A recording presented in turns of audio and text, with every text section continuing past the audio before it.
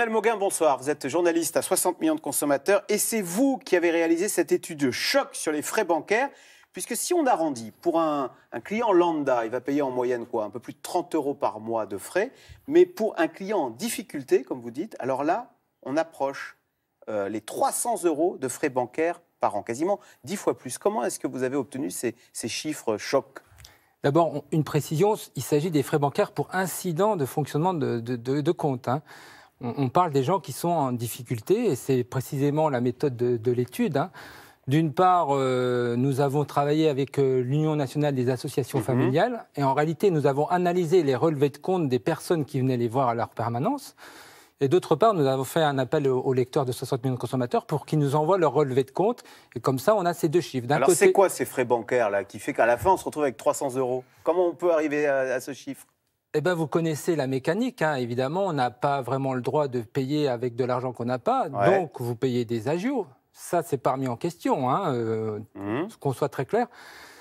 Donc, dans une certaine limite, la limite, c'est le découvert autorisé. Ouais. Et quand vous franchissez cette limite du découvert autorisé, eh bien, la banque continue à accepter vos paiements, mais va facturer une succession de frais, des commissions d'intervention, lettres d'information pour compte débiteur. Attendez, on est effaré par la créativité des banquiers. Hein. Vous avez, par exemple, frais d'appurement, 31,20 €, frais d'ouverture de dossier de surveillance suite à un incident par carte, 25,30 €. Procédure d'exécution civile vaine, 13,40 €. Mais on ne comprend même pas ce que ça veut dire, tous ces frais là qui vous tombent dessus dès qu'on est dans le rouge. On ne comprend pas ce que ça veut dire, mais on comprend qu'on arrive à une moyenne de 300 €. C'était le thème de votre question. Ouais. Et effectivement, c'est le montant de ces frais qui nous paraît totalement disproportionné. Je vais prendre simplement l'exemple de la commission d'intervention. La commission d'intervention, ça rémunère normalement le travail du conseiller quand il est face à un paiement qu'il doit accepter ou refuser parce qu'il dépasse le vote découvert autorisé. Ça, on peut l'entendre. Le 8 banquier... €. Ça coûte 8 €. Ben oui, mais le banquier, vous êtes un client à problème, ça veut dire que ça nécessite une intervention humaine, c'est un compte qu'il va falloir surveiller, c'est normal que ce soit facturé. Est-ce qu'à votre avis, il y a une intervention humaine? Il n'y en a pas? On a utilisé les résultats d'une enquête du syndicat des banques CGT auprès de ses adhérents. Dans plus de la moitié des cas, c'est l'ordinateur qui décide cette commission d'intervention. En réalité, dans le terme commission d'intervention, il n'y a pas d'intervention humaine une fois sur deux. Alors, ce qui est retort, c'est que quand on dépasse le découvert, donc non seulement on paye des agios, mais on paye même pour la lettre qui vous indique que vous êtes à découvert. Ça, c'est la difficulté de cette affaire Et 13 €, hein, ça peut être une lettre. Hein. On avait réussi à plafonner la commission d'intervention à 8 €, mais dans le même temps, ils ont inventé autre chose pour contourner la loi. Cette lettre d'information pour compte débiteur, comme si on n'était pas au courant qu'on était un peu dans la misère. Donc de 10 à 15 €.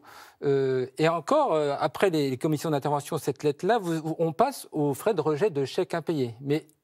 Mais là encore, vous avez une lettre d'information de qui frais vous rajoute des frais au fait que vous êtes en 10 à 15 €. Alors, on vous a trouvé un petit témoignage d'une cliente de banque qui est effarée, comme vous dites, par le nombre de prélèvements, de frais qui lui sont prélevés sur son compte. On regarde. Alors 10,70 €, 8 €, 16 €, 8 €, 8 €, 8 €, 16 €, 8 €, 8 €. J'ai l'impression d'être punie. Puis je me dis, mais moins on peut payer, plus on paie. Finalement, je sens que oui, je suis une vache à lait pour les banques. Une vache à lait, c'est un bon business pour les banques? C'est mauvais client, entre guillemets? C'est assez précieux. Et d'ailleurs, quand on regarde notre courrier, les gens qui se font, entre guillemets, virer de leur banque, c'est pas ces gens-là. C'est les gens, au contraire, qui sont jamais dans le rouge, qui comprennent pas, parce que justement, ils sont toujours très bien... Non, cette clientèle-là, elle a plein d'avantages pour la banque. D'abord, elle n'utilise pas trop le temps des conseillers, puisque c'est l'ordinateur qui, chaque matin, dit au conseiller, ça, tu valides à 8 €. Et le conseiller, on lui dit, vous vendez du crédit et de l'épargne. Donc, c'est ça qui est terrible dans cette affaire-là. C'est une machine infernale. Alors, ça représente combien, une automatisation. Ces gens-là, ces mauvais clients, entre guillemets, ici.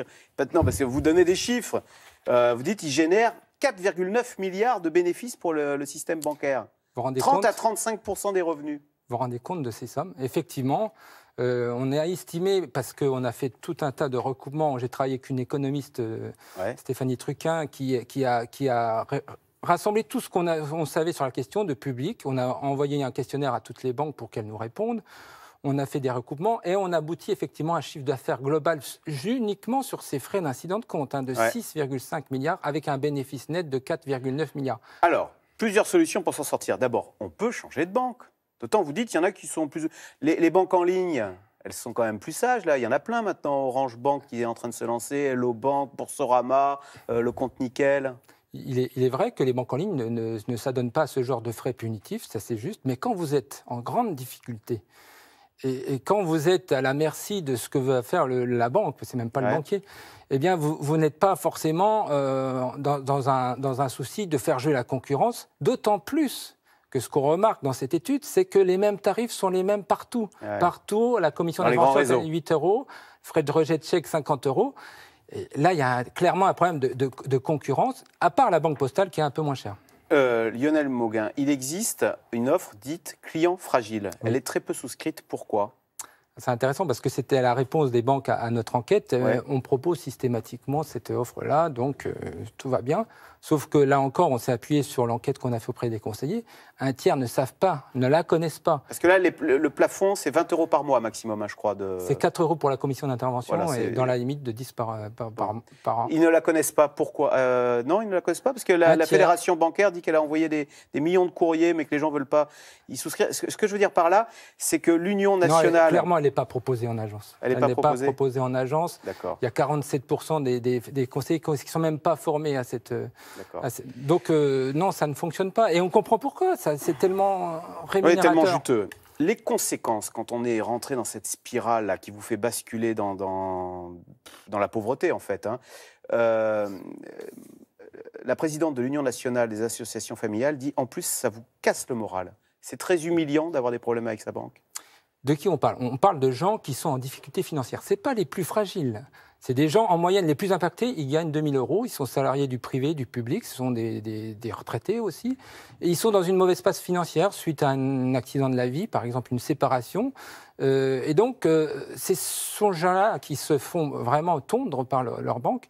Et évidemment... il y a un désarroi très important du fait de leur situation, et ça vient se rajouter non seulement sur leurs finances, mais sur le sentiment que d'exprimer très bien la dame tout à l'heure, d'être puni et de ne pas comprendre la proportion de cette punition. C'est totalement disproportionné. C'est pour ça que l'UNAF et 60... L'Union nationale des associations familiales, oui. Demandons de plafonner l'ensemble de ces frais punitifs.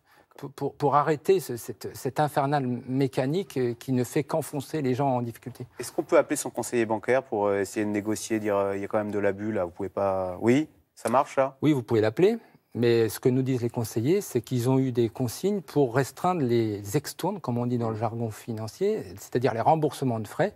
Et en réalité, les gens les plus impactés n'obtiennent que 5 à 10% de remboursement quand ils demandent. Et il faut avoir un peu aussi la force de demander ça, sans passer pour un mendiant. Donc c'est très difficile et c'est un problème qui dépasse le problème de consommation courante. C'est peut-être un problème de société. Ça génère des incivilités en agence, ça tend les relations.